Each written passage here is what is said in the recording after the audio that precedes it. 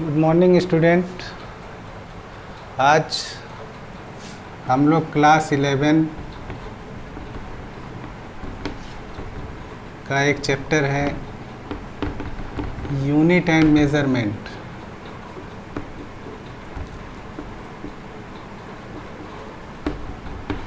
ये chapter discuss करने जा रहे हैं।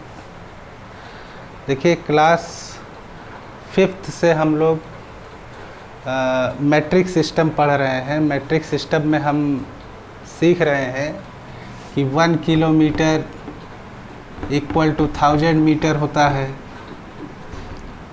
1 मीटर इक्वल टू 100 सेंटीमीटर होता है। तो हमने बहुत सारे यूनिट को सीख लिया है, लेकिन अब हम लोग क्लास 11th में आ गए हैं। हमें कुछ बड़ी बड़ी यूनिट्स, कुछ बहुत छोटी यूनिट्स को हमें डिस्कस करना है। तो हमें ये जानना ज़रूरी है कि हमारे सामने अभी बहुत सारी यूनिट्स ऐसी हैं जिसको हम आज तक न सुने हैं और न उसके बारे में जानते हैं।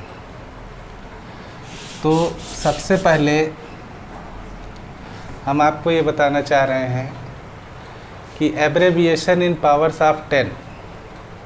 देखिए, हमने डेकामीटर पढ़ा है, हेक्टोमीटर पढ़ा है, किलोमीटर पढ़ा है, यहाँ पर डेसीमीटर पढ़ा है, सेंटीमीटर पढ़ा है, मिलीमीटर पढ़ा है ना। तो अगर बाय चांस मान लीजिए आपसे पूछा जाता है कि 1 decametre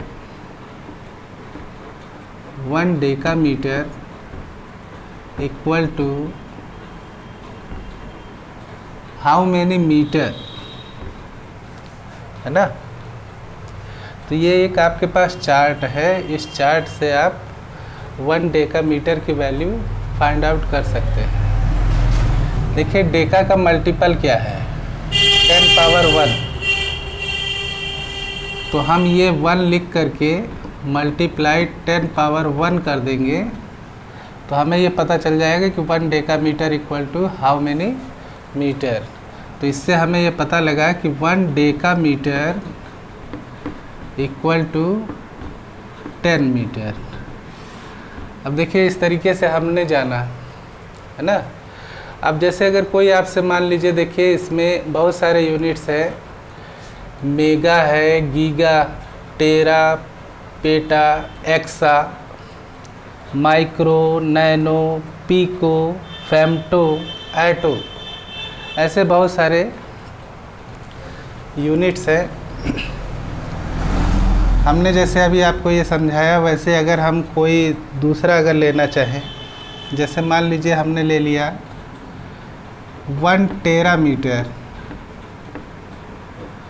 1 terameter equal to how many metre. तो हम टेरा वाला चार्ट देखेंगे। टेरा में देखिए मल्टीपल्स कौन सा दिया है? 10 रेज़ टू पावर 12। तो ये 1 लिख करके मल्टीप्लाई करेंगे, 10 रेज़ टू पावर 12 मल्टीप्लाई कर देंगे तो ये 1 terameter equal to 10 raise to power 12 meter आ जाएगा। वैसे ही हम डेसिमल में भी देखते हैं। जैसे अगर आपको कह दिया जाए 1 माइक्रोमीटर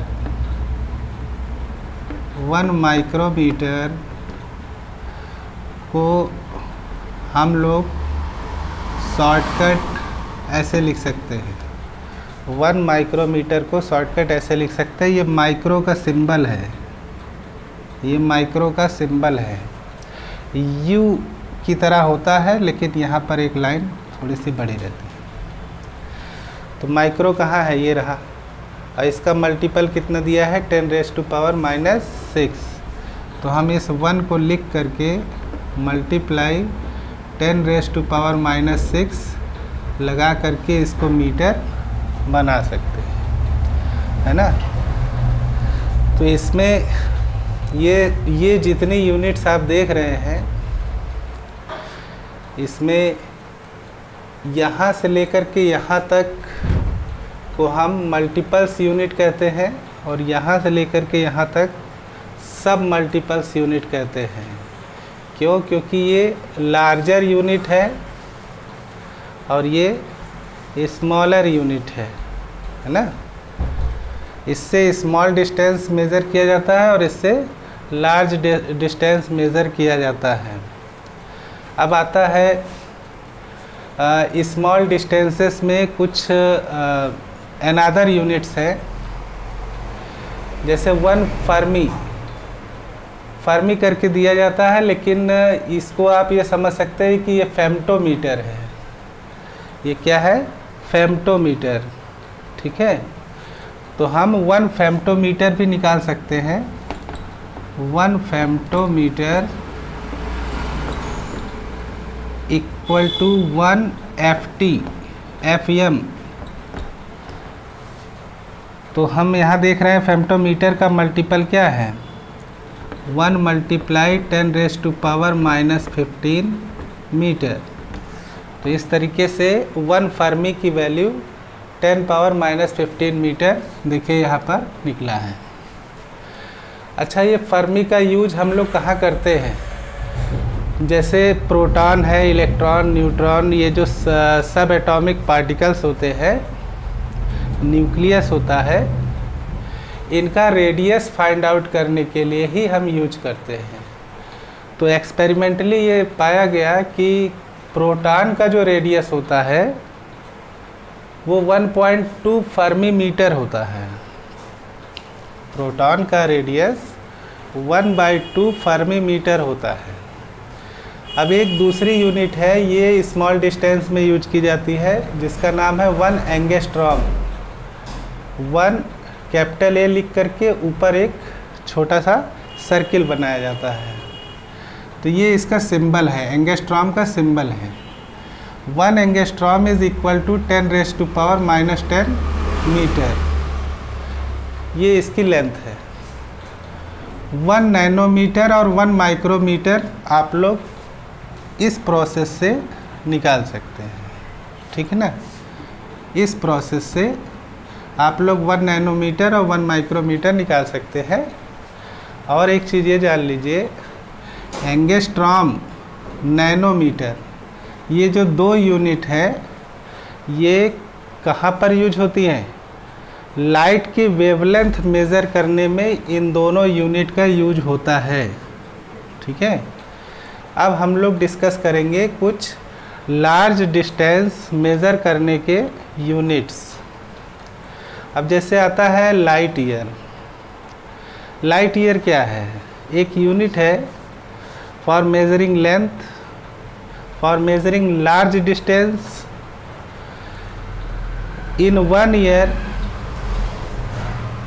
जो लाइट है 1 ईयर में कितना डिस्टेंस ट्रेवल करती है, उस डिस्टेंस को ही हम लोग लाइट ईयर कहते हैं। तो इसका एक फार्मूला है, speed of light in vacuum multiply 1 year. मतलब एक साल में कोई लाइट कितना डिस्टेंस ट्रेवल करती है, इसी को हम लोग 1 लाइट ईयर कहते हैं।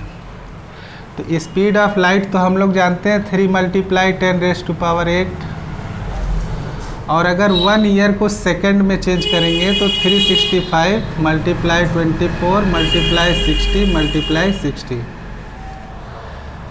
तो ये that is equal to 9.467 into 10⁻15 metre होगा।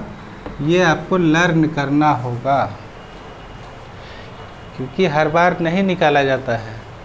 ये कैलकुलेट करने पर इतना आएगा। अब आता है 1 एस्ट्रोनॉमिकल यूनिट। इसका सिंबल है 1 AU, कैपिटल AU। अब ये AU क्या है? ये अर्थ से सन के बीच की डिस्टेंस है। अर्थ और सन के बीच की डिस्टेंस 1 एस्ट्रोनॉमिकल यूनिट होती है। ठीक है, तो हम इस एस्ट्रोनॉमिकल यूनिट से प्लैनेट के बीच की डिस्टेंस, स्टार के